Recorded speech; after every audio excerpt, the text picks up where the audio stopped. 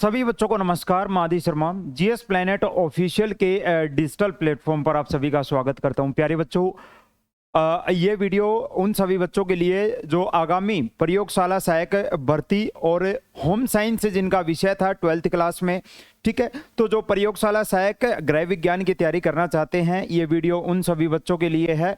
ठीक है, इस वीडियो के अंदर आपका जो सिलेबस था, जो लास्ट टाइम सिलेबस आया था 2022 की भर्ती में, सिलेबस में क्या कुछ था, ठीक है, वो हम इस वीडियो के अंदर डिस्कस करेंगे, पूरा एनालिसिस करेंगे कि हाँ ये हमारा सिलेबस था। क्योंकि बहुत सारे ऐसे भी बच्चे होंगे जिन्होंने पिछली बार एग्जाम नहीं दिया होगा, अब की बार एग्जाम देंगे, तो क्या कुछ आपका सिलेबस था लास्ट ईयर, अब की बार भी कुछ चेंजमेंट नहीं आने वाला है, कुछ चेंजमेंट होगा तो वो अभी हम इस वीडियो के अंदर डिस्कस करेंगे। क्या कुछ परीक्षा का पैटर्न रहा, सिलेबस क्या रहा, वो सारी चीज देखने वाले हैं, संपूर्ण विश्लेषण हम देखने वाले हैं। ठीक है, गृह विज्ञान के लिए अपनी एप्लीकेशन ये देखो, ध्यान से लोगो देख लो, प्रारंभ बैच गृह विज्ञान वालों के लिए है और ये 499 नहीं, ये ऑफर के तहत केवल 399 में पूरा बैच है। 399 रुपए के अंदर पूरा बैच है। बैच का नाम ध्यान से देख लेना, प्रारंभ बैच।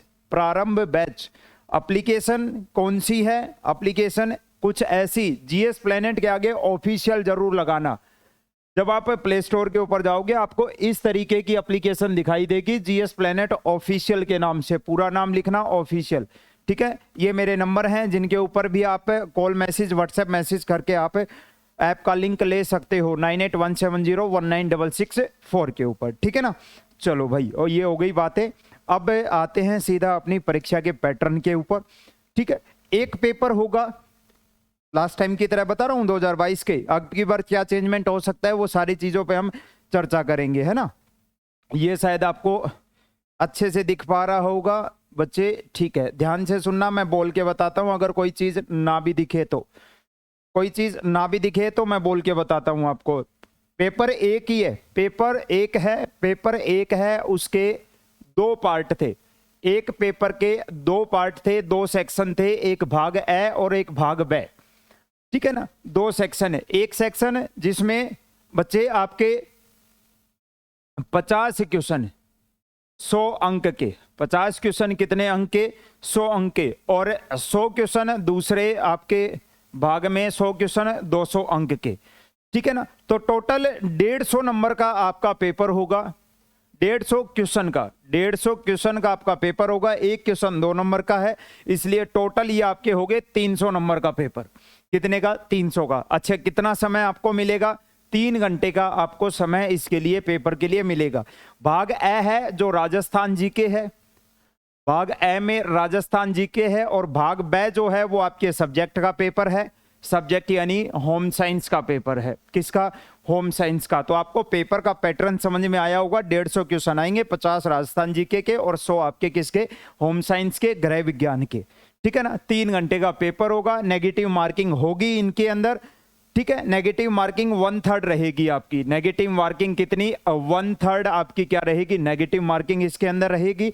अच्छा, एक चीज और, जो पेपर होगा वो एमसीक्यू टाइप में रहेगा, बहुविकल्पीय ऑब्जेक्टिव पेपर होगा आपका। ठीक है, और एक चीज और, कम से कम आपको 40% नंबर लेने तो जरूरी हैं। 40% मिनिमम क्राइटेरिया है। अब ये नहीं है कि 40% से ऊपर वाले जितने होंगे सबका सिलेक्शन हो जाएगा, नहीं, 40% से नीचे वाले तो फेल ही माने जाएंगे। ठीक है ना। अच्छा, लास्ट टाइम कट ऑफ कितनी गई थी? कट ऑफ पेपर कैसा आया था, इनके ऊपर अलग से मैं आपको वीडियो बनाऊंगा, आपको दिखाऊंगा। पेपर का पूरा एनालिसिस हम करेंगे। 150 के 150 क्वेश्चन कैसे आए थे वो सारी चीजें मैं आपको बताऊंगा, लेकिन इस वीडियो में नहीं, अगली में। इसमें हम एक बार हमारा जो सिलेबस है वो डिस्कस कर लेते हैं, तो आपको पैटर्न के बारे में पता लग गया होगा। ठीक है, नेगेटिव मार्किंग 1/3 थी, 150 क्वेश्चन 300 नंबर के, जिसमें से 50 क्वेश्चन राजस्थान जीके के, 100 क्वेश्चन आपके सब्जेक्ट के। ठीक है भाई, चलो अब शुरू करते हैं 1 बाय 1, एक एक करके। ये रहा आपका पाठ्यक्रम फर्स्ट पेपर का। फर्स्ट पेपर यानी पेपर के भाग ए का, ये आपको शायद क्लियर दिख रहा होगा, मेरे हिसाब से बिल्कुल क्लियर। मैंने अभी बताया भाग ए के अंदर है आपकी राजस्थान जीके। क्या है मेरे बच्चे? भाग ए में है आपकी राजस्थान जीके। राजस्थान जीके के 2 पोर्शन, एक तरफ है इतिहास व कला संस्कृति, इतिहास व कला संस्कृति, और दूसरा पोर्शन आपका राजस्थान भूगोल का। किसका है? राजस्थान भूगोल का। अच्छा, राजस्थान की पॉलिटी सिलेबस में नहीं थी, राजस्थान की पॉलिटी सिलेबस में नहीं, ठीक है। और आपके अलग से करंट अफेयर, अच्छा करंट अफेयर, राजस्थान की करंट अफेयर, राजस्थान की करंट अफेयर, ये पोर्शन पिछली बार नहीं था, लेकिन अब की बार हम मान सकते हैं कि हो सकता है। अब मैं आपको पूरे पॉसिबल चीजें बताऊंगा, मैं मेरे कोई गुप्त सूत्र नहीं है जो आपको क्लियर बता दूं जुलाई में वैकेंसी आएगी, ये होगा वो होगा, नहीं, ठीक है। नहीं, सिलेबस यही रहेगा, चेंज नहीं होगा क्योंकि हम बोल रहे हैं, हम चेयरमैन हैं, ऐसा नहीं होगा। चेंज, अच्छा चेंजमेंट अगर होता है तो क्या कुछ हो सकता है वो हम डिस्कस करते हुए साथ में चलेंगे। एक तो राजस्थान जीके वाला जो पोर्शन है इसमें हो सकता है राजस्थान करंट अफेयर एक्स्ट्रा आपके जोड़ दें, राजस्थान की करंट अफेयर एक्स्ट्रा हो सकता है इसके अंदर आपकी जोड़ दी जाए, बस। अच्छा, और क्या चेंजमेंट हो सकता है कि सर अगर पेपर अभी वैकेंसी अगर तुरंत निकल गई और इसी साल में अगर पेपर जो नहीं लग रहा कि इस साल में नहीं होगा, पहली बात तो ठीक है। अब मेरी बातें सुनना, मैं क्या कह रहा हूं। अगर पेपर जल्दी होता है तो आपका जो पुराना सिलेबस था ना, पुराना जो आपका पुराने आंकड़े हैं राजस्थान जीके के, क्योंकि नए जिले हैं, 9 जिले बने हैं तो बहुत सारी चीजें चेंज होंगी, लेकिन वो एक लंबी प्रोसेस है, अभी उसमें समय लगेगा, ठीक है। जितना मुझे लगता है जब तक ये वैकेंसी कंप्लीट होगी आपको नए डेटा कुछ भी नहीं पढ़ने, कुछ नए डेटा पढ़ेंगे तो वो राजस्थान करंट अफेयर के थ्रू हम पढ़ेंगे, यहां कोई चेंजमेंट नहीं होगा मेन सिलेबस में, ठीक है। अगर कुछ होता है तो हम कोर्स के अंदर उस नए डेटा के अकॉर्डिंग पढ़ा देंगे, बाकी कुछ चेंजमेंट नहीं, आपको वही पुराना पैटर्न पढ़ना है। और इसी भर्ती के लिए नहीं, आगामी अगले 1-1.5 साल तक आपको वही, कोई भी एग्जाम आए सबके लिए पुराना ही पैटर्न पढ़ना पड़ेगा, कोई नया नहीं, क्योंकि नए डेटा आने में, उनको पब्लिश होने में बहुत समय लगेगा, आम बच्चे तक पहुंचने में बहुत समय लगेगा उस चीज को, ठीक है। अच्छा, आपके इसमें 50 में से 25 क्वेश्चन आपके राजस्थान हिस्ट्री और कला संस्कृति के, और 25 क्वेश्चन आपके किसके? भूगोल के। अच्छा, लास्ट टाइम कितने आए थे वो हम अगली वीडियो में डिस्कस करेंगे, कौन से पोर्शन से कितने थे, ठीक है। इतिहास में बात करें तो इतिहास में वही चीजें आपकी, राजस्थान के इतिहास कला संस्कृति में इतिहास के प्रमुख स्रोत, आपके इतिहास के प्रमुख स्रोत हो गए जितने, अभिलेख हो गए, शिलालेख हो गए, ठीक है, साहित्यिक स्रोत हो गए, लिटरेरी सोर्स हो गए, पुरातात्विक स्रोत हो गए, वो सारे स्रोत जिसके माध्यम से हमें राजस्थान के इतिहास के बारे में पता चलता है, ये वाला टॉपिक, ठीक है। राजस्थान की जितनी सभ्यताएं हैं वो वाला टॉपिक, सभ्यताएं, ठीक है, सभ्यताओं में जिसमें आप पूरा पाषाण काल से लेकर आपके नव पाषाण, ये आपके जो लो युगीन सभ्यताएं थी, बैराट, यहाँ तक, वहां तक सारी चीजें हमें इसके अंदर पढ़नी है, ठीक है। अच्छा, उसके बाद इसने सीधा सा लिख दिया राजस्थान के प्रमुख राजवंश और उनकी उपलब्धियां, और अगला पोर्शन लिख दिया मुगल राजपूत संबंध, यानी इनके अंदर प्रमुख राजवंश, यानी आपको वही पूरा इतिहास पढ़ना है अगर मैं बात करूं तो, ठीक है। वही आपको कछवाहा वंश पढ़ना है, वही मेवाड़ के बारे में पढ़ना है, मारवाड़ पढ़ना है, बीकानेर पढ़ना है, ठीक है ना, चौहान वंश के बारे में, गुर्जर प्रतिहार वंश के बारे में, वो सारे वंश आपको पढ़ने हैं। इसने एक लाइन में लिख दिया प्रमुख राजवंश उनकी उपलब्धियां, प्रमुख राजा उनकी उपलब्धियां, ठीक है। तो ये पूरा एक तरीके से आप बोल सकते हो राजस्थान इतिहास आपको पढ़ना है, पूरा राजस्थान इतिहास आपको पढ़ना है, ठीक है ना, पूरा राजस्थान इतिहास आपको पढ़ना है। अच्छा, इसके बाद अगर मैं और बात करूं तो उसके बाद देखना जरा,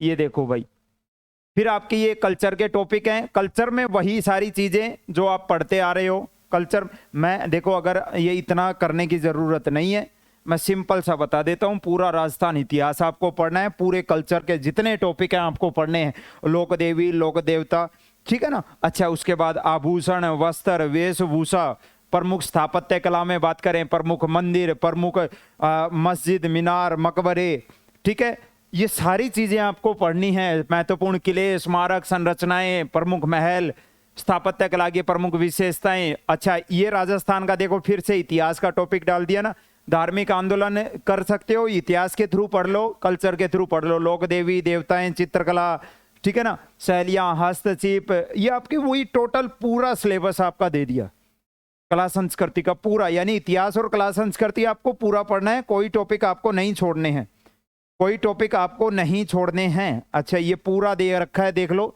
राजस्थान के प्रमुख व्यक्तित्व, ऐतिहासिक पर्यटन स्थल, राजस्थान की रियासतें, 1857 की क्रांति, जनजातीय आंदोलन आपके, ठीक है ना, जनजातीय आंदोलन, किसान आंदोलन, प्रजामंडल आंदोलन, एकीकरण कैसे हुआ, महिलाओं के विशेष संदर्भ में राजस्थान का राजनीतिक जनजागरण, और यानी इतिहास की प्रमुख व्यक्तित्व में प्रमुख महिलाओं के ऊपर ज्यादा जोर देते हुए हमें राजस्थान इतिहास को ऐसे पढ़ना है। तो वही आपका सिलेबस था, कुछ अलग इसके अंदर था नहीं। अच्छा, नेक्स्ट बात करें राजस्थान का भूगोल। राजस्थान भूगोल के वही टोटल 25 क्वेश्चन आएंगे, यानी अगर मैं बात करूं 25 क्वेश्चन बहुत होते हैं बच्चे, जिसमें आपका पूरे राजस्थान का भूगोल, जिसमें राजस्थान की स्थिति, विस्तार, प्रमुख भौतिक विभाग, अपवाद तंत्र, जलवायु, मृदा, प्राकृतिक वनस्पति, वन्य जीव संरक्षण, पर्यावरणीय पारिस्थितिकी मुद्दे, मरुस्थलीकरण, कृषि, पशुधन, बहुउद्देशीय परियोजनाएं, सिंचाई परियोजनाएं, जल संरक्षण, परिवहन, खनिज संपदाएं, यानी आपको टोटल राजस्थान की ज्योग्राफी आपको पूरी पढ़नी है। ठीक है, सारे टॉपिक दे रखे हैं सिलेबस के अंदर। ये हो गई आपकी राजस्थान जीके की बात। तो राजस्थान जीके के अंदर आपको क्या क्या पढ़ना है? आपने कहा सर राजस्थान जीके के अंदर मेनली बात करें तो वही हमें इतिहास के सारे टॉपिक पढ़ने हैं, हमें कला संस्कृति पढ़नी है, अच्छा इसके साथ हमें राजस्थान की ज्योग्राफी पढ़नी है। और सर सिलेबस में सीधा नहीं दिखा रखा, लेकिन हमें राजस्थान की करंट अफेयर भी हम पढ़ते हुए चलेंगे, क्योंकि जो नए डेटा हैं, नए आंकड़े जो आएंगे आपके पब्लिश होंगे, वो धीरे धीरे करके डायरेक्ट तो नहीं पूछे जाएंगे, लेकिन हो सकता है करंट अफेयर के रूप में कुछ क्वेश्चन बना दिए जाएं, तो ये हो गया हमारा फर्स्ट पेपर 50 क्वेश्चन 100 नंबर का, 50 क्वेश्चन 100 नंबर का। बच्चे एक चीज और बता देता हूं आपको, बहुत सारे ऐसे स्टूडेंट होते हैं जो केवल अपने मेन सब्जेक्ट जो होता है उसके ऊपर ध्यान देते हैं, ठीक है ना, इसको ऊपर ध्यान देना बहुत जरूरी है। मेन सब्जेक्ट जो होगा वो तो सबका ही स्ट्रॉन्ग होता है, अपना खुद का मेन सब्जेक्ट, तो उसके ऊपर ज्यादा भी फोकस रहता है, दिमाग ऑटोमेटिकली ज्यादा चलता है उसके ऊपर। लेकिन इस वाले सेक्शन को मत छोड़ना, यहां से भी सिलेक्शन होगा, सिलेक्शन यहीं से होगा, ठीक है। मेन पेपर तो करना ही है ना, उसमें तो अच्छा स्कोर करना ही है। चलो अब आते हैं अपने मेन पेपर की तरफ। होम साइंस यानी आपके 100 क्वेश्चन है, मैं आपको बिल्कुल ये जूम करके दिखाऊंगा, टेंशन ना लो, ठीक है। एक एक टॉपिक को हमें डिस्कस करना है, एक एक टॉपिक। टोटल अगर मैं बात करूं तो 19 टॉपिक आपके सिलेबस के अंदर दिए गए थे। कितने टॉपिक? 19 टॉपिक। आपको दिख रहा होगा ना, ये बिल्कुल दिख रहा है ना। कितने टॉपिक आपके सिलेबस में दिए गए थे? आप कहोगे सर हमारे टॉपिक में थे टोटल 19 चैप्टर, 19 चैप्टर हमें दिए गए थे, ठीक है ना। अच्छा, बेस्ट बुक खुद से भी तैयारी करनी है, क्या कुछ हो सकती है वो भी हम डिस्कस करेंगे। होम साइंस की अगर मैं बात करूं, भाग बाय की अगर बात करूं, तो जो पहला टॉपिक है, देखो कहने को एक टॉपिक है, लेकिन इस एक टॉपिक ने बहुत कुछ अपने अंदर समाया हुआ है, ठीक है। बहुत सारे नीचे के ऐसे टॉपिक हैं जो इस एक टॉपिक के अंदर ही आपके कंप्लीट हो जाएंगे जब अपनी थ्योरी की क्लास चलेगी, ठीक है। पहला, सबसे पहले देखो इसने तो इतना लिख दिया, फूड एंड न्यूट्रिशन, यानी आपका भोजन और पोषण। इसमें आपको क्या क्या चीजें पढ़नी है, भोजन क्या होता है, भोजन की परिभाषा क्या होती है, भोजन का उद्देश्य क्या होता है, भोजन का एब्जॉर्प्शन कैसे होता है, भोजन का मेटाबॉलिज्म क्रिया कैसे होती है हमारे शरीर के अंदर, ठीक है ना। बैलेंस्ड डाइट क्या होती है, अनबैलेंस्ड डाइट क्या होती है, न्यूट्रिएंट्स, भोजन के जो भोज्य तत्व होते हैं, न्यूट्रिएंट्स क्या होते हैं, डाइटेटिक्स क्या होता है, डाइजेशन कैसे होता है, वो पूरी प्रोसेस आपको जाननी पड़ेगी फूड एंड न्यूट्रिशन के अंदर, है ना। फूड एंड न्यूट्रिशन यानी आपका पोषण, भोजन और पोषण। अच्छा, उसके बाद आपका ये है नेक्स्ट, स्वास्थ्य और स्वच्छता यानी आपकी हेल्थ एंड हाइजीन। अच्छा, एक नीचे एक टॉपिक और दे रखा है, वो इसी टॉपिक के साथ साथ आपका कंप्लीट हो जाएगा, हेल्थ एंड हाइजीन के साथ। हेल्थ एंड हाइजीन देखो, अगर रियल में अगर इसको देखा जाए ना, तो ये टोटल 19 चैप्टर नहीं है, ये कुल मिला के वही आपके 10-12 टॉपिक हैं, 10-12 चैप्टर आप मान सकते हो। उन्हीं के अंदर आपके ये पूरे 19 जो चैप्टर अलग अलग से बना रखे हैं, ये सारे समाहित हो जाएंगे, ठीक है। आपको हेल्थ एंड हाइजीन के बारे में पढ़ना है, जो अभी मैं बात कर रहा था बैलेंस डाइट की, वो यहीं पर कंप्लीट हो जाएगा। आरडीए आपको आरडीए कैसे बनाना है, आरडीए क्या होता है, रिकमेंडेड जो आपके डाइटरी अलाउंस होते हैं, आरडीए कैसे अकॉर्डिंग टू एज, उम्र के अनुसार, ठीक है ना, अलग अलग स्टेजेस के अनुसार, अवस्थाओं के अनुसार। आरडीए, आपको आरडीए 2020 के अकॉर्डिंग पढ़ना है। बेसिक फूड ग्रुप्स जो होते हैं आपके, ठीक है, भोजन समूह जो होते हैं उनके बारे में पढ़ना है। पोषक तत्व जो होते हैं, ठीक है, पोषक तत्व आपके जितने न्यूट्रेंट्स होते हैं, क्या होते हैं मेरे बच्चे, न्यूट्रेंट्स जो होते हैं ना। अच्छा, फूड ग्रुप हमें पढ़ना है, क्या पढ़ना है, इससे पहले दे रखा था फूड ग्रुप। अच्छा, कृषि विभाग जो अमेरिका का था, उन्होंने क्या 11 तरह के जो भोज्य समूह बनाए हैं। कितने, 11 आधारभूत जो भोज्य समूह में जो इनको वर्गीकृत किया है, वो 11 समूह हमें पढ़ने हैं पूरे, ठीक है ना। वो 11 जब हम फूड ग्रुप जब हम पढ़ेंगे, फूड ग्रुप जब हम पढ़ेंगे, ठीक है ना। अच्छा, उसके बाद न्यूट्रेंट्स का टॉपिक है आपका। न्यूट्रेंट्स में आपका मैक्रो और माइक्रो, यानी आपका प्रमुख और सूक्ष्म, प्रमुख और सूक्ष्म। अच्छा, न्यूट्रिशन में भी हम ये पढ़ेंगे, गुड न्यूट्रिशन क्या होता है, मैल न्यूट्रिशन क्या होता है, सुपोषण क्या होता है, कुपोषण क्या होता है। अच्छा, कुपोषण और सुपोषण की परिभाषा क्या होती है, ठीक है ना, इसके लक्षण क्या होते हैं, कौन कौन सी स्थितियां बनती है जब हम कहेंगे कि मेल न्यूट्रिशन है, कुपोषण हो गया, कारण क्या हो गया, और मेल न्यूट्रिशन के कारण कौन कौन से रोग उत्पन्न हो जाते हैं, उन रोगों का आप इलाज कैसे करोगे, उपचार कैसे करोगे, वो सारी चीजें आपको यहां डिस्कस करनी है, ठीक है ना। अच्छा, उसके बाद अगर देखो ये पूरी चीज आ गई ना, आपका फूड वाले टॉपिक के अंदर ही वही न्यूट्रिशन, ये अलग से हेल्थ एंड हाइजीन हम पढ़ लेंगे।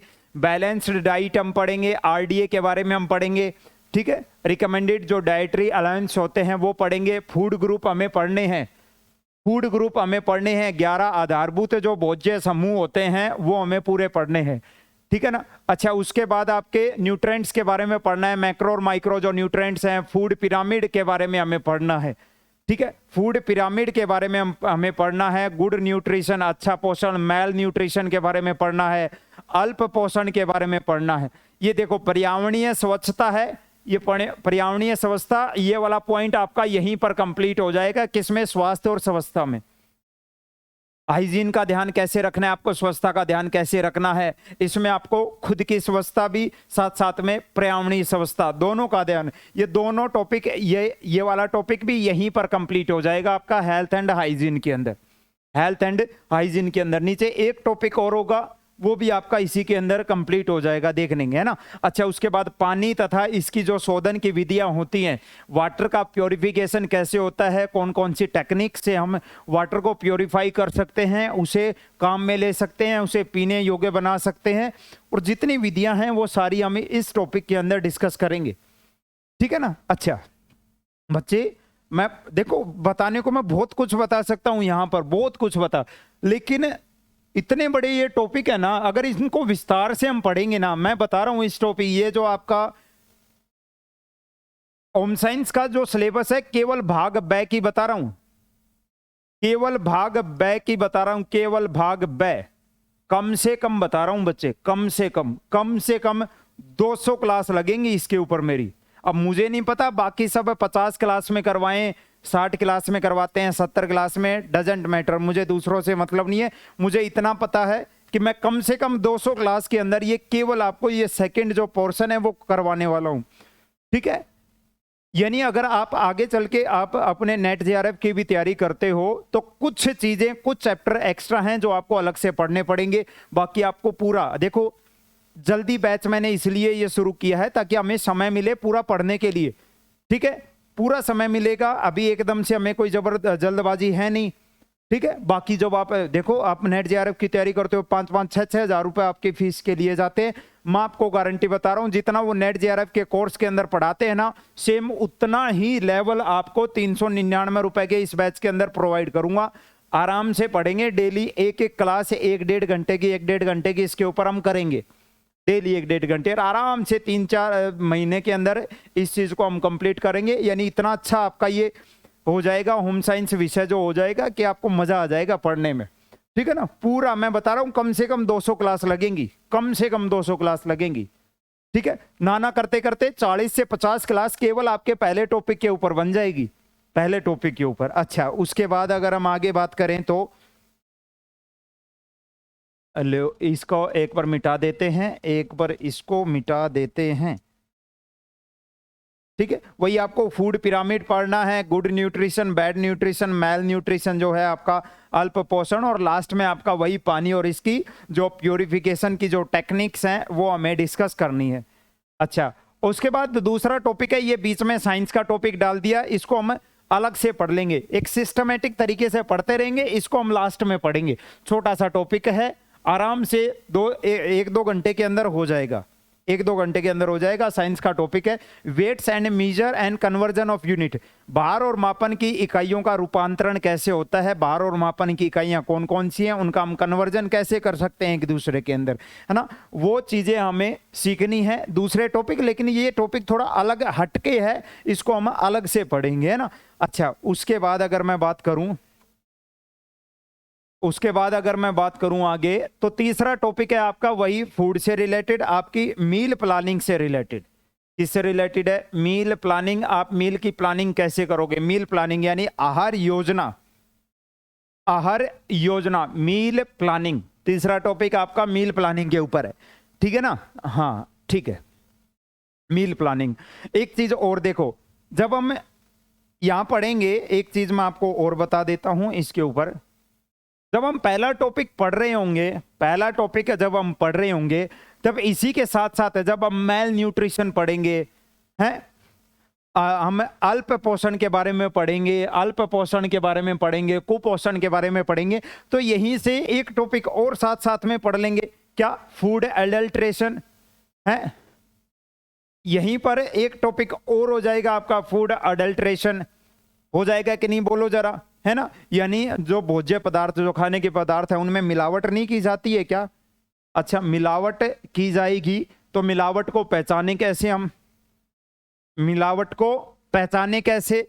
अच्छा, फूड, इसके कारण क्या हैं, मिलाते क्यों हैं भाई, मिलावट क्यों करते हैं, कारण क्या है, पहचान किस तरीके से करें कि ये मिलावटी सामान है। अच्छा, कुछ मानक भी तय कर रखे हैं सरकार ने,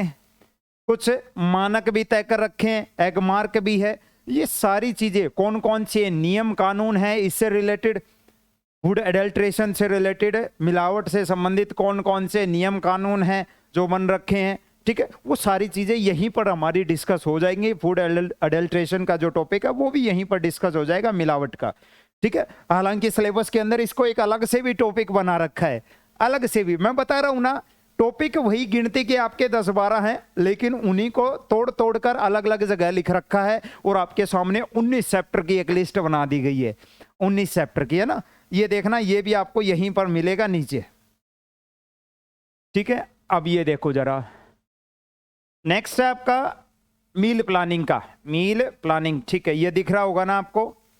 नेक्स्ट आपका मील प्लानिंग में आपका मील प्लानिंग की इंपॉर्टेंस क्या क्या है, क्या जरूरत है, क्या क्या सिद्धांत हैं, फैक्टर्स कौन कौन से हैं जो मील प्लानिंग को अफेक्ट करते हैं, ठीक है। वही चीजें, आहार योजना का महत्व क्या है, उसकी आवश्यकता क्या है, कौन कौन से सिद्धांत हैं, और आहार नियोजन को प्रभावित करने वाले कारक कौन कौन से हैं, आहार नियोजन को प्रभावित करने वाले कारक कौन कौन से हैं, ठीक है भाई। अरे समझ में आ रहा है क्या? मील प्लानिंग हमें पढ़नी है। अच्छा, उसके बाद हमारे जीवन की अलग अलग अवस्थाओं के अंदर हम शुरुआत करेंगे बिल्कुल शैशव अवस्था, शिशु अवस्था से, शैशवावस्था, बाल्यावस्था, उसके बाद फिर किशोरावस्था, ये अलग अलग पढ़नी है आपको, है ना। और अलग अलग एज के अकॉर्डिंग, वयस्कावस्था, वृद्धावस्था, और ये चीज आपको देखो जरा, ये यहां तक न्यूट्रिशन नीड, यानी किस एज में आपको कितने पोषण की जरूरत पड़ेगी, और इस किस एज के लिए आप किस तरीके से मील प्लानिंग करोगे, किस तरीके से अपने आप डाइट की प्लानिंग करोगे, ठीक है। किस एज में आपका आरडीए कैसे डिजाइन होगा, ठीक है ना। कितने न्यूट्रिएंट्स की आपको किस एज में जरूरत पड़ेगी, विटामिन की कितनी जरूरत पड़ेगी आपको, ठीक है, वसा की आपको कितनी जरूरत पड़ेगी, वो सारी चीजें हमें यहाँ अलग अलग एज के अंदर डिस्कस करनी है, अलग अलग एज के अंदर हमें डिस्कस करनी है। अच्छा, उसके बाद आपको लो कॉस्ट के मील्स कौन कौन से हैं, लो कॉस्ट मील्स यानी कम लागत के जो आपके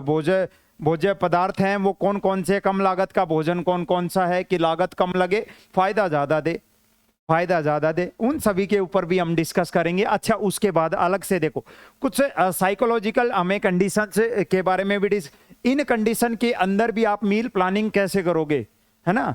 हमें प्रेगनेंसी के बारे में नहीं पढ़ना, हमें ये देखना है कि इन कंडीशंस के अंदर आप मील प्लानिंग कैसे करोगे। प्रेगनेंसी वाली कंडीशन में, लैक्टेशन के अंदर, इम्यूनाइजेशन, बीएमआई और इंपॉर्टेंस ऑफ, ये देखो जरा, गर्भावस्था, धात्री अवस्था, दस्त, बुखार, ये सारी चीजें, है ना। और उसके बाद इसी के अंदर आपका टॉपिक डाल दिया स्तनपान वाला, है ना। स्तनपान यानी करीब अगर हम बात करें ना, इसमें अगर हम बात करें तो प्यारे बच्चे, दो आपको टॉपिक डिस्कस करने हैं मेनली। ये सारे जो आपके सामने पॉइंट बने हुए हैं, ये किसके रेफरेंस से आप पढ़ोगे, ठीक है। आप ये पढ़ोगे किसके, ह्यूमन डेवलपमेंट, मानव विकास के संदर्भ से यह सारी चीजें आपको पढ़नी है, ठीक है। और साथ साथ में चाइल्ड डेवलपमेंट के हिसाब से इसके रेफरेंस से भी हमें ये चीजें पढ़नी है। चाइल्ड डेवलपमेंट, ठीक है भाई, आपको मेरी बात समझ में आई क्या है। बाकी ये यहीं पर शैशवावस्था, बालावस्था, उसी के अंदर ये धात्री अवस्था, गर्भावस्था, ये यहीं पर हम डिस्कस कर लेंगे पूरा। अच्छा, माँ के जो स्तनपान का, माँ के दूध का क्या महत्व है, क्या उसके बेनिफिट्स हैं, क्यों पिलाना चाहिए, नहीं पिलाएंगे तो क्या होगा, क्या कमी हो जाएगी, क्या रोग हो जाएगा, ठीक है। अच्छा, स्तनपान जो महिलाओं के अगर मैं बात करूं प्यारे बच्चे, स्तनपान कईयों के कम होता है, तो वो कम क्यों हो रहा है, उसके पीछे क्या कारण है, मिल्क की कमी हो रही है, उसके पीछे क्या कारण है ना।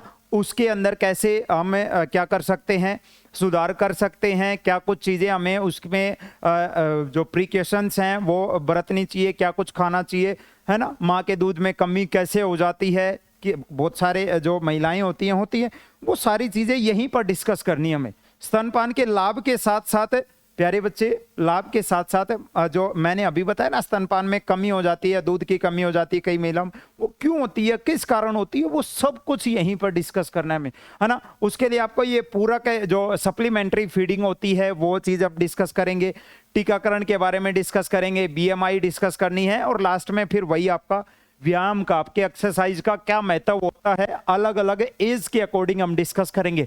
गर्भावस्था में कौन सी एक्सरसाइज से क्या फायदा हो सकता है, और हर एज के अंदर, जरूरी नहीं खाली एक एज, हम हर एज के अकॉर्डिंग इंपॉर्टेंस ऑफ एक्सरसाइज देखेंगे, ठीक है ना। अच्छा, उसके बाद ये देखो, मैंने बताया था ना, फूड अडल्ट्रेशन, ये अलग से टॉपिक बना रखा है। फूड अडल्ट्रेशन अलग से टॉपिक बना रखा है, ये अलग से की कोई जरूरत नहीं है। पहला टॉपिक जब आप फूड एंड न्यूट्रिशन पढ़ रहे होगे, वहीं पर मेल न्यूट्रिशन के बाद आपका ये टॉपिक कंप्लीट हो जाएगा। मेल न्यूट्रिशन के बाद आपका ये टॉपिक वहीं पर कंप्लीट हो चुका होगा कि भोज्य पदार्थों में मिलावट यानी कि वो आप अडल्ट्रेशन बोल रहे हो, मिलावट का मतलब क्या है, आप क्या कुछ मिला दोगे कि आप उसको कहोगे कि ये मिलावट है ना। अच्छा, उसके टाइप्स क्या क्या होते हैं, प्रिवेंशन कैसे, आप उसको कैसे रोक सकते हो, फूड सेफ्टी जो स्टैंडर्ड्स होते हैं, जो मानक होते हैं, एग्रीमार्क होते हैं, एगमार्क होते हैं, वो कौन कौन से होते हैं, कौन कौन से नियम कानून हैं जो इससे रिलेटेड सरकार ने बना रखे हैं कि अगर कोई भोज्य पदार्थों में मिलावट करता है तो उसके ऊपर कौन सा नियम कानून लगेगा, वो सारी चीजें हमें यहाँ डिस्कस करनी है। अलग से पॉइंट बना दिया, बाकी पढ़ना ऊपर ही था हमें पहले टॉपिक के अंदर ही, ठीक है ना। अच्छा, उसके बाद देखो जरा, पांचवा टॉपिक वही आपका, देखो जरा आपका वही आ गया, क्या आ गया, ह्यूमन डेवलपमेंट आपका, है ना। ह्यूमन डेवलपमेंट, मानव विकास का परिचय, उद्भव, जीवन की गुणवत्ता, मानव नीति, ठीक है, क्वालिटी ऑफ लाइफ, आपका एंथ्रोपोमेट्रिक मेजरमेंट्स, आपके पॉपुलेशन कंट्रोल से रिलेटेड चीजें हैं, फिजिकल, मोटर, सोशल, जो आपका इमोशनल, कॉग्निटिव और language, sensory, mental development across stages, अलग अलग। जो देखो, अब मैं आपको एक चीज बता दूं, ये आपका यहां से अगर आप बात करोगे, यहां से बात करोगे तो ये आपके चाइल्ड डेवलपमेंट के अकॉर्डिंग आपको चाइल्ड डेवलपमेंट का रेफरेंस लेकर आपको ये आगे के ये सारे टॉपिक पढ़ने हैं। शुरुआत वाले टॉपिक आपको ह्यूमन डेवलपमेंट के रेफरेंस से पढ़ने हैं, है ना। मानव विकास क्या होता है, कैसे इसका क्या हुआ, ओरिजिन हुआ, जीवन की गुणवत्ता को हम कैसे, क्वालिटी ऑफ लाइफ का मतलब क्या है, क्वालिटी ऑफ लाइफ का मतलब क्या है, क्या परिभाषा इस चीज की, ठीक है। अच्छा, उसके बाद आपका जो मानव नीति ताप एंथ्रोपोमेट्रिक जो मेजरमेंट्स हैं, साथ साथ में पॉपुलेशन कंट्रोल, जनसंख्या नियंत्रण के बारे में हमें पढ़ना है, कैसे की जा सकती है, क्या महत्व है, क्यों जरूरी है, कौन कौन सी इनके लिए हमें उपाय लगाने चाहिए। उसके बाद आपका वही शैशवावस्था, पूर्व बाल्यावस्था, बाल्यावस्था, किशोरावस्था, ठीक है, अलग अलग स्टेजेस के अंदर, अलग अलग स्टेजेस के अंदर आपको क्या पढ़ना है मेरे बच्चे, आपको मेंटल डेवलपमेंट पढ़ना है। ये आपको चाइल्ड डेवलपमेंट के रेफरेंस से पढ़ना है, ठीक है। ये आपका ह्यूमन डेवलपमेंट के अकॉर्डिंग पढ़ना है, ये चाइल्ड डेवलपमेंट के अकॉर्डिंग आपको ये आगे की चीजें पढ़नी है। वही आपका adolescence, adulthood, reproductive health and venereal diseases, जो यौन रोग होते हैं, और आपके मानसिक विकास, प्रजनन संबंधी स्वास्थ्य का क्या मतलब है, यौन रोग कौन कौन से कैसे होते हैं, क्या कारण हैं उनके, उनके दुष्प्रभाव क्या क्या हो सकते हैं, कौन कौन सी उनसे बीमारियां हो सकती हैं, है ना, उनमें कौन कौन से प्रिकॉशंस आपको लेने चाहिए, ठीक है। वो सारी चीज़ें यहाँ हम डिस्कस करेंगे, सारी चीज़ें यहाँ हम डिस्कस करने वाले हैं। चलो ये नेक्स्ट हमारा टॉपिक, अगला बात करें तो 5 टॉपिक हमने डिस्कस किए हैं, और यहाँ से आपका ये है आपका छठा टॉपिक, छठा टॉपिक। अच्छा ये वही आ गया आपका, ठीक है। इसमें देखना जरा, तनाव कैसे मिटा सकते हैं, उसके लिए तकनीक जैसे शौक, योगा, अध्यात्म पढ़ना, संगीत, ये सारी चीजें हमें देखनी है। अच्छा 7वां टॉपिक है children with special need, children with special need, special need, वही आपको ये वाला टॉपिक, वही बाल विकास, चाइल्ड डेवलपमेंट के रेफरेंस से आपको ये वाली चीज पढ़नी है, ठीक है ना। चिल्ड्रन विद स्पेशल नीड यानी विशेष आवश्यकता वाले बच्चे, ठीक है। अच्छा प्राथमिक चिकित्सा, आपको फर्स्ट एड के बारे में पढ़ना है। फर्स्ट एड, कटने पर, घाव होने पर, जलने पर, झुलसने पर, बेहोश होने पर आपको क्या फर्स्ट एड अपनाना चाहिए। जब तक आपका डॉक्टर नहीं पहुंच पाता, जब तक मरीज को डॉक्टर के पास अस्पताल तक वो नहीं पहुंच जाता, तब तक के लिए आप क्या फर्स्ट एड आप यूज करोगे, ठीक है ना। फर्स्ट एड के बारे में अभी आपको पूरी जानकारी होनी चाहिए। फर्स्ट एड की जो किट होती है ना, उसमें क्या क्या चीजें होती हैं, कौन सी चीज का क्या महत्व है, फर्स्ट एड की किट में क्या क्या चीजें नेसेसरी होनी चाहिए, क्या क्या चीजें नेसेसरी होनी चाहिए, ठीक है ना। वो सारी चीज यहां पर आ जाएंगी हमारी। अच्छा यहां से हमारा एक पोर्शन कंप्लीट होता है, एक यूनिट हमारी कंप्लीट होती है फूड और हेल्थ से रिलेटेड, ठीक है ना, फूड और हेल्थ से। जबकि हमारे टॉपिक हो चुके हैं कि ओनली कितने 7 हो चुके हैं, बीच में एक आपका वो साइंस का यूनिट एंड कन्वर्जन का टॉपिक आ गया उसमें, है ना। अच्छा उसके बाद शुरू हो जाता है हमारा क्या, फाइबर, ठीक है, बड़ा इंपॉर्टेंट टॉपिक है, बड़ा ही इंपॉर्टेंट टॉपिक है ना। फाइबर, फाइबर एक चाहो तो फाइबर के ऊपर देखो, वास्तव में टॉपिक तो ये एक ही है, टॉपिक तो एक ही है, ये आपको रेशो के बारे में पढ़ना है। फिर रेशो का आप क्लासिफिकेशन करोगे, वर्गीकरण करोगे अलग अलग तरीके से, अलग अलग तरीके से रेशो का वर्गीकरण, उनकी विशेषताएं, ठीक है। फिर रेशो, वही रेशे वाला टॉपिक है ये पूरा, ठीक है ना। Classification and properties of textile fibre, और जो हमारा कल का जो लेक्चर होगा पूरा 1.5-2 घंटे की क्लास, वो फाइबर से ही हम शुरू करेंगे, टेक्सटाइल से ही हम शुरू करेंगे, टेक्सटाइल से ना। वो वाला जो पोर्शन है ऊपर वाला वो हम बाद में पढ़ेंगे, पहले हम टेक्सटाइल डिस्कस करेंगे पूरा, ठीक है ना।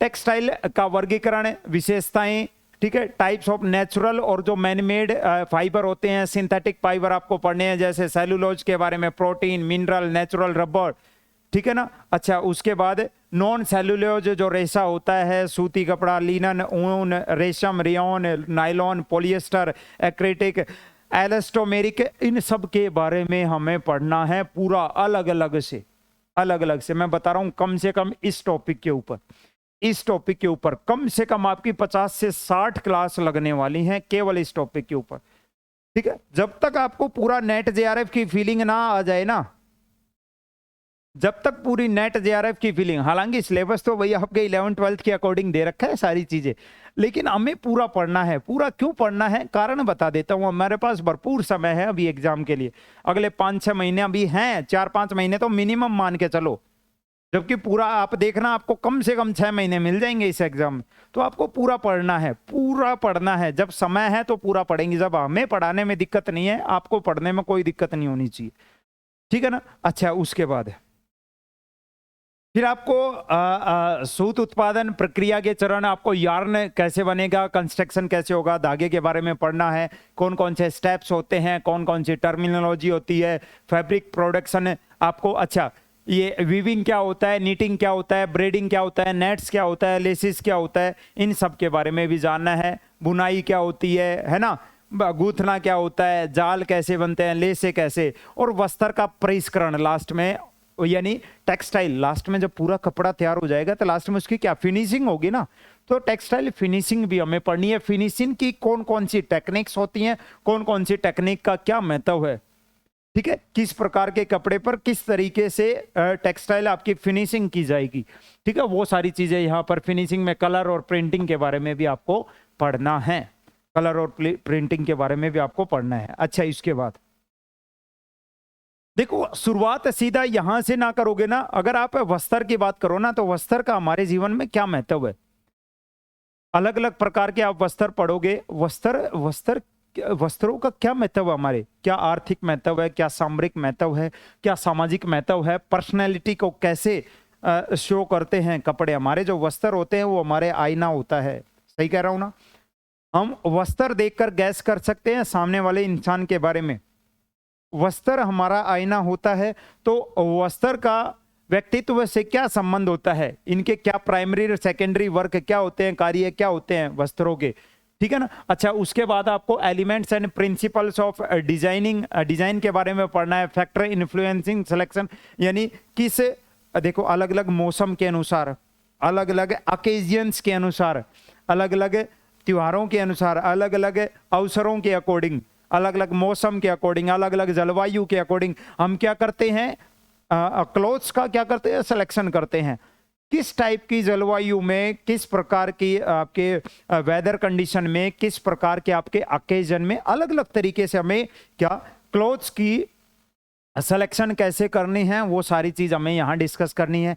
केयर कैसे की जाती है, जब आप क्लोथ्स की स्टोरेज करोगे, यानी कपड़े जब आप घर के अंदर रखते हो तो क्लोथ्स की स्टोरेज कैसे होती है, क्या क्या उनके केयर रखनी होती है, ठीक है ना, वो सारी चीज हमें यहाँ डिस्कस करनी है। यानी एक तरीके से आपको मैं बताऊं, आपको वार्डरोब यानी आपकी जो अलमीरा है, अलमीरा के अंदर ही तो हम अपने कपड़े रखते हैं ना, तो वो अलमीरा वाली जो पूरी प्रोसेस है ना, कहाँ कैसे क्या कपड़े रखने चाहिए, किस टाइप के कपड़े एक साथ, किस टाइप के कपड़े, अब ये थोड़ा ना है कि हर टाइप के कपड़े आप मिला के एक साथ रख दोगे, ठीक है, तो वही आपको अलमीरा वाली पूरी प्रोसेस आपको यहाँ पढ़नी है। अच्छा, उसके बाद clothes of for children with special needs, traditional textiles of India, यानी ये पूरा टॉपिक बहुत बड़ा टॉपिक है, छोटा टॉपिक नहीं है, ये बहुत बड़ा टॉपिक है ना। और लास्ट में हमें भारत के भी और कुछ, देखो यहां तो केवल ऐसे लिख रखा है टेक्सटाइल्स ऑफ इंडिया, भारत के जो प्रमुख परंपरागत जो ट्रेडिशनल क्लोथ्स हैं उनके बारे में हमें डिस्कस करना है, ठीक है, भारत के, और special focus on Rajasthan, Rajasthan की वैकेंसी है तो राजस्थान के ऊपर तो फोकस करना पड़ेगा ना, है, राजस्थान के ऊपर फोकस रख के हम इंडिया के जो मेनली ट्रेडिशनल क्लोथ्स जो हैं वो हमें पढ़ने हैं, ठीक है ना, लास्ट में आएगा ये, बिल्कुल लास्ट में करेंगे। अच्छा, उसके बाद आपका लॉन्ड्री से रिलेटेड है ना, अब वस्त्र हैं तो वस्त्रों के ऊपर दाग भी लगेंगे, और दाग अच्छे हैं, आपने सुना होगा ना बार बार, दाग अच्छे हैं, दाग अच्छे तो हैं, है ना, दाग अच्छे तो हैं, कुछ अच्छा करते हैं तो, ठीक है, लेकिन उन दाग को निकालेंगे कैसे, है, उसके लिए आपको ये देखना पड़ेगा किस टाइप का कपड़ा है ना, किस टाइप का दाग है, किस चीज से लगा है, उसका रिमूवल कैसे होगा, यानी आपके लॉन्ड्री से रिलेटेड आपको धुलाई कला से संबंधित पूरी चीजें पढ़नी है, स्टेन का रिमूवल कैसे होगा, ठीक है, उसके टाइप्स, आइडेंटिफिकेशन, पहचानोगे कैसे किस प्रकार का दाग है, उसको निकालने के लिए कौन कौन सी आपको टेक्निक्स यूज करनी है, कौन कौन से आपको रिजेंट से यूज करने हैं, ठीक है, आपको कौन कौन से विकर्मक शोधक यूज करने हैं, सोप्स के बारे में पढ़ना है, डिटर्जेंट्स के बारे में पढ़ना है, और method of soap formation, soap formation यानी साबुन का निर्माण कैसे करना है, उस चीज के बारे में डिस्कस करना है। कपड़े धोने के तरीके, अलग अलग कपड़े को हर टाइप के कपड़े को एक तरीके से नहीं धोया जाता। आपने ब्रश उठाई और उसके ऊपर लगा के हैं बिल्कुल रगड़ दो कभी। हर टाइप के कोई हो सकता है कपड़ा सूती कपड़ा हो, है कोई कपड़ा ऊनी कपड़ा हो, है और आपने तो दिमाग में एक ही चीज कर रखी थी, उठाओ ब्रश और रगड़ दो उसके ऊपर, है ना। तो ऐसे नहीं होता। कपड़े धोने के तरीके अकॉर्डिंग टू अलग अलग तरीके से, यानी हर टाइप के क्लॉथ्स के ऊपर अलग जो आपको मेथड ऑफ ये आपको वॉशिंग यूज करनी है, फिनिशिंग कैसे, और केयर एंड लेवल के बारे में हमें पढ़ना है। ठीक है, यहाँ से ये टॉपिक, और साथ साथ में आपको ये अलग से टॉपिक हो गया, ये इससे अलग आपको जो सिलाई मशीन है, सिलाई मशीन के पार्ट्स क्या क्या हैं, किस पार्ट की क्या वैल्यू है, किस पार्ट की क्या इंपॉर्टेंस है सिलाई मशीन। अच्छा, उसमें अगर बेसिक कुछ गड़बड़ी हो जाए तो आपको क्या कुछ उसमें चेक करना है, क्या कुछ चेक करना है। अब हर एक चीज, छोटी छोटी चीज के लिए आपने देखा है गांव की महिलाएं हैं कि हर एक छोटी छोटी चीज के लिए वो सिलाई मशीन को उठाओ और लेके जाओ, इसको सही करवाना है, नहीं। बेसिक पार्ट्स, हर पार्ट की आपको जब जानकारी होगी, ठीक है, तो कुछ चीजें अगर सिलाई मशीन में कुछ गड़बड़ी होती है तो आपको क्या कुछ चीजें देख लेनी है, वो भी आपको देखना है। सिलाई मशीन के भाग, अलग अलग पार्ट्स की क्या इंपॉर्टेंस है वो देखना है, और उसकी मेंटेनेंस कैसे की जाए, देखभाल कैसे की जाए, वो भी हमें डिस्कस करना है ना। अच्छा, उसके बाद आपका ये लास्ट ये कुछ 3-4 टॉपिक और हैं आपके, 3-4 टॉपिक और हैं, ये लो जरा। ठीक है, 13 नंबर टॉपिक भी हम देख लेते हैं। अच्छा, होम मैनेजमेंट कैसे, देखो ये बड़ा इंपॉर्टेंट टॉपिक है, बड़ा इंपॉर्टेंट टॉपिक है। होम मैनेजमेंट कैसे करोगे? होम मैनेजमेंट के अंदर आपको ये देखना पड़ेगा रिसोर्सेज आपके पास क्या है, कितने हैं, रिसोर्स। मैं आपको देखो एक नॉर्मल सा एग्जांपल देता हूं आपको। आपके पास जितने पैसे होंगे उस पैसों के अकॉर्डिंग ही तो मैनेजमेंट करोगे आप। आपके पास अगर आपकी इनकम 5,000 है मान लो, है, उसमें आपको अपनी इनकम भी देखनी पड़ेगी, घर के जो मेंबर हैं वो भी देखने पड़ेंगे। ठीक है, बहुत सारे अलग अलग परिप्रेक्ष्य से आपको पूरा होम मैनेजमेंट कैसे करना है वो चीजें पता होनी चाहिए। क्या क्या resources human and non human के लिए, पर्सनल एंड ज्वाइंट के लिए, शेयर्ड के लिए, नेचुरल और कम्युनिटी के लिए। अब यानी आपको पर्सनल भी बताना है, उसके साथ साथ पूरी कम्युनिटी का भी बताना है, कैसे मैनेज करोगे ना। Characteristics and management of resource, यानी आपको गृह प्रबंध का परिचय, संसाधन प्रबंधन, मानव और गैर मानव, व्यक्तिगत और साझे, प्राकृतिक और सामुदायिक संसाधन जो होते हैं, संसाधनों की विशेषताएं, प्रबंधन जो क्रिया होती है उसके बारे में, आयोजन कैसे करना है, यानी कैसे आपको प्लानिंग बनानी है, उसको एक्टिवेट कैसे करना है, मैनेज कैसे करना है। ठीक है, वो सारी चीज़ें, कैसे आपको कंट्रोल रखना है, कैसे उसका इवोल्यूशन करना है, मूल्यांकन करना है, इम्प्लीमेंटिंग कैसे करनी है, कंट्रोलिंग कैसे करनी है, इवोल्यूशन कैसे करना है, वो सारी चीज़ें इसमें आ जाएंगी। ठीक है, और होम मैनेजमेंट के साथ साथ टाइम मैनेजमेंट भी बहुत ज़रूरी है। टाइम मैनेजमेंट कि आपको पूरे दिन के अंदर, देखो घर में बहुत सारे काम होते हैं, घर में बहुत सारे काम होते हैं। ठीक है, तो आपको अपना टाइम कैसे मैनेज करना है कि किस टाइम पर आप कौन सा काम करोगे। ये नहीं कि एक ही काम करते रहे, पूरा दिन निकल गया, पता चला बाकी चीज़ें पड़ी रह गई, अगले दिन दूसरी चीज का प्रेशर हो गया। तो टाइम मैनेज करना बहुत जरूरी है एक महिला के लिए, और एक तरीके से आप बोल सकते हो मेनली फोकस ऑन गृहिणी जो हाउसवाइफ होती है, और हाउसवाइफ नहीं भी है तो उनके लिए भी कैसे टाइम मैनेजमेंट कैसे करना है।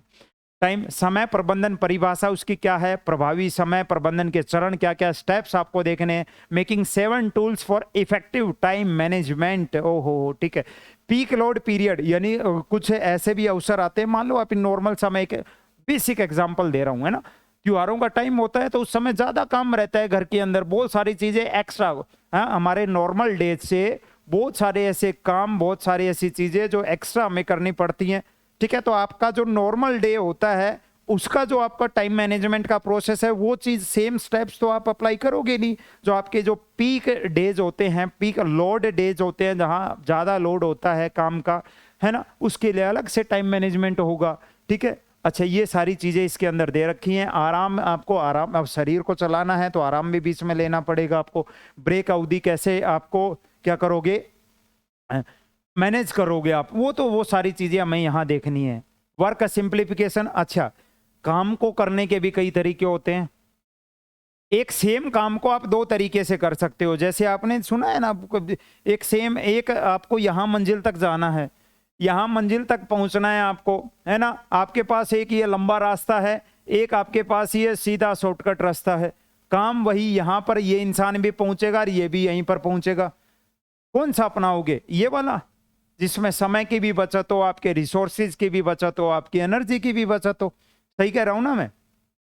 अच्छा, कार्य का सरलीकरण कैसे किया जा सकता है? स्पेस मैनेजमेंट, घर के अंदर स्पेस मैनेजमेंट कैसे किया जा सकता है, ठीक है, कि कैसे थोड़े जगह में ज्यादा चीजें आप रख सकते हो, ज्यादा चीजें मैनेज कर सकते हो। और साथ साथ में आपको प्रिंसिपल्स ऑफ स्पेस प्लानिंग भी आपको पढ़नी है। स्पेस प्लानिंग के कौन कौन से सिद्धांत हैं, वो चीजें हमें डिस्कस करनी है। और जब आपको फैमिली, आप देखो, आपने टाइम मैनेज किया, आपने स्पेस मैनेज किया, ठीक है ना, तो उसी के साथ साथ फिर लास्ट में ये टॉपिक आपका एक तरीके से घर की अर्थव्यवस्था से संबंधित ये पूरा टॉपिक आ जाएगा इसमें, कि आपको कैसे फैमिली प्लानिंग, ये इनकम की प्लानिंग कैसे करनी है, आपको अपने जो आपका खर्चा है, ठीक है, आपका इनकम कितनी है, बजट क्या है, उस बजट के अकॉर्डिंग आपको पूरा मैनेजमेंट करना है। वही सारे टॉपिक यहाँ दे रखे हैं। पारिवारिक आय क्या होती है, उसकी परिभाषा, परिवार फैमिली इनकम की क्लासिफिकेशन, सोर्सेज, बहुत बढ़िया तरीके से, बहुत एक्स्ट्रा ऑर्डिनरी लेवल पे हम इस टॉपिक को पढ़ेंगे। एक्स्ट्रा ऑर्डिनरी टॉपिक इसको पढ़ेंगे। इन्वेस्टमेंट कैसे की जाती है, types of investment, bank account में, पोस्ट ऑफिस की जो सेविंग्स होती हैं, हम LIC बनवा लेते हैं, उनका क्या महत्व है, क्यों बनवाते हैं LIC, वो सारी चीजें हमें यहाँ देखनी है। Interest rate, impact of global economy, यानी वैश्विक जो अर्थव्यवस्था है उसका हमारे जो इन्वेस्टमेंट है उनके ऊपर क्या कुछ इम्पैक्ट पड़ता है, क्या कुछ प्रभाव पड़ता है, वो चीजें हमें देखनी है, ठीक है। लास्ट में आपका वही कंज्यूमर प्रॉब्लम्स हैं, कंज्यूमर एक्ट प्रोटेक्शन 1986 हमें पढ़ना है, who, when, where and how to file complaint, आपको पता होने चाहिए, है। कंज्यूमर एक जागरूक नागरिक बनने के साथ साथ आपको एक जागरूक ग्राहक भी बनना है।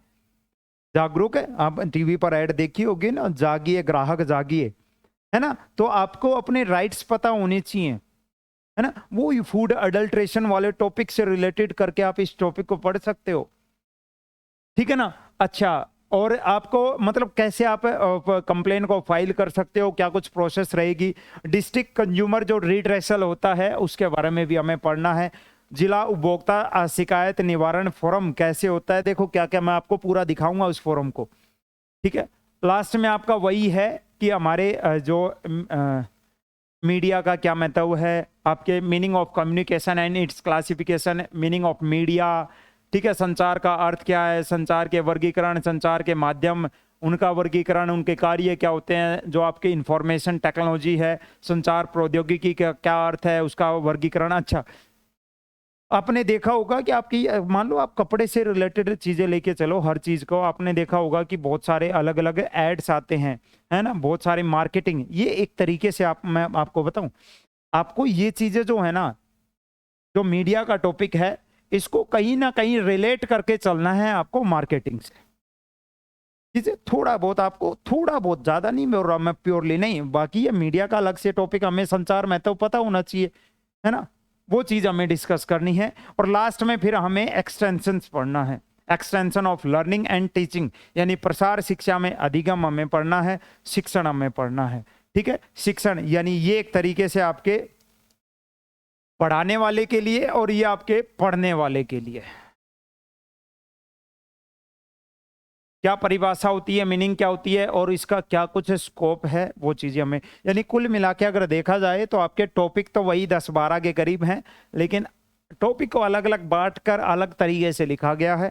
तो इसके सामने, आपके सामने 19 टॉपिक तैयार हो गए। कितने टॉपिक तैयार हो गए आपके सामने? 19 टॉपिक आपके सामने तैयार हो चुके हैं, ठीक है भाई। तो ये 19 टॉपिक आपको पूरे अपने इस चैप्टर के अंदर पढ़ने हैं, समझ रहे हो आप मेरी बात को, ठीक है। अब देखो, सिलेबस वाले डिस्कशन में थोड़ा ना सब कुछ चीजें मैं बता पाऊंगा, है ना, लेकिन हाँ मैक्सिमम मैंने आपको आइडिया दे दिया है कि आपको क्या क्या चीजें पढ़नी है। इसकी क्या बेस्ट बुक रख सकती हैं वो भी मैं आपको बताऊंगा, ठीक है। अच्छा, केवल 399 रुपए में, is not a big amount. आप ये मत देखना बहुत सारे बच्चे सर वैकेंसी आएगी नहीं आएगी, अरे मैं आपको ये कह रहा हूं ना, इस 399 में पूरी राजस्थान जीके जो आप बाकी एग्जाम के लिए भी पढ़ोगे वो भी तैयार हो जाएगी, साथ साथ में पूरा नेट के लेवल तक की आपको होम साइंस की क्लास में डालने वाला हूं। मैं बता रहा हूं कम से कम 200 क्लास हो जाएंगी इसके अंदर, कम से कम 200 क्लास हो जाएंगी, केवल 200 क्लास भाग बै की होम साइंस की बता रहा हूं खाली, ठीक है। तो जिनका भी सब्जेक्ट 12th क्लास में होम साइंस था, गृह विज्ञान था, ठीक है, मैं मतलब आपके अच्छे के लिए बता रहा हूँ, बाकी आपकी मर्जी है। आप चाहो तो इस बैच को ध्यान से सुनो, प्रारंभ बैच है, लाइव बैच है, प्रॉपर लाइव है, कुछ रिकॉर्डेड इसके अंदर प्रोवाइड नहीं किया गया है कि आधा सिलेबस रिकॉर्डेड डाल दिया पिछले साल का 10 साल पहले, नहीं, ठीक है। प्योरली लाइव बैच यानी लाइव क्लासेस चलेंगी अगले 4 से 5 महीने लगातार इसके अंदर, ठीक है ना। कैसे लेना है सर, ये जीएस प्लेनेट ऑफिशियल ऐप आप डाउनलोड करना है, कुछ ऐसा लोगो आपको देखने को मिलेगा। बाकी 9817019664 ये मेरे नंबर अवेलेबल हैं जिनके ऊपर आप व्हाट्सएप मैसेज कर सकते हो, व्हाट्सएप मैसेज। तो बच्चे शुरुआत करते हैं कल से हमारे पहले टॉपिक टेक्सटाइल के साथ, और टेक्सटाइल के अंदर हम पूरा बिल्कुल विस्तार से खोल खोल के पूरा धागे उधेड़ देंगे, है ना। टेक्सटाइल है ना, रेशो को बिल्कुल हम तार तार कर देंगे, एक एक चीज बारीकी, एक एक चीज के बारे में हमें पढ़ना है, ठीक है। बाकी मैं बेस्ट बुक्स के ऊपर आपके लिए अलग से भी वीडियो बना दूंगा, पिछले साल जो पेपर हुआ था उसका भी हम सॉल्यूशन देखेंगे, कहां से कौन से टॉपिक से कितने क्वेश्चन पूछे गए थे वो भी मैं आपको बताऊंगा, ठीक है बच्चों। तो जय हिंद, मिलते हैं नेक्स्ट सेशन।